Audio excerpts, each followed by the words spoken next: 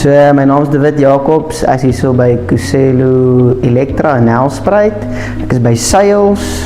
Kuselo vir my beteken eenheid en familie en saamwerk. Ek sien ons almal hier by die kantoor nie net as kollegas nie, ons is regtig, ons is 'n familie en ons almal werk saam om 'n groter doel te bereik. My persoonlikheid sal ek sê, ek hou daarvan om fun te hê. Ek love het om buite te wees en ja, net met familietyd te spandeer. Hoopelik in 'n bestuursposisie hierso by Elektra, by Kuselo Elektra.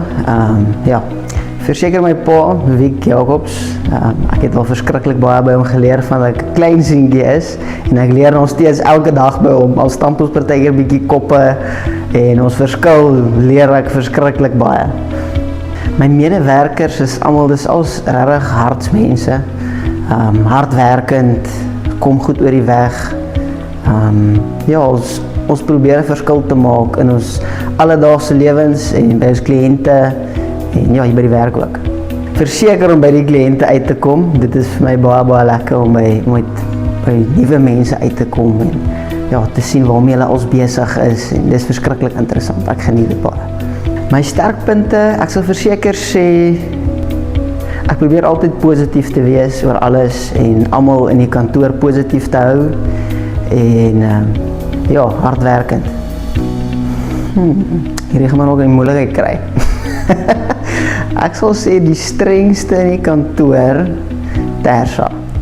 Tersha is nogal streng. Alles moet op die regte manier gedoen word en op die regte tyd. En ja, as dit nie so gebeur nie, dan dan raak Tersha 'n bietjie kwaai. Maar sy het 'n goeie hart.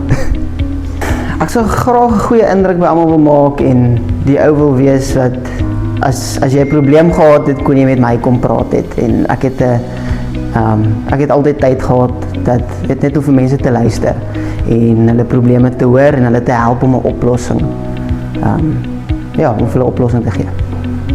Ek dink die beste wat ek vir myself geleer het al is, as daar so iets is wat gedoen moet word, doen dit so gou as moontlik.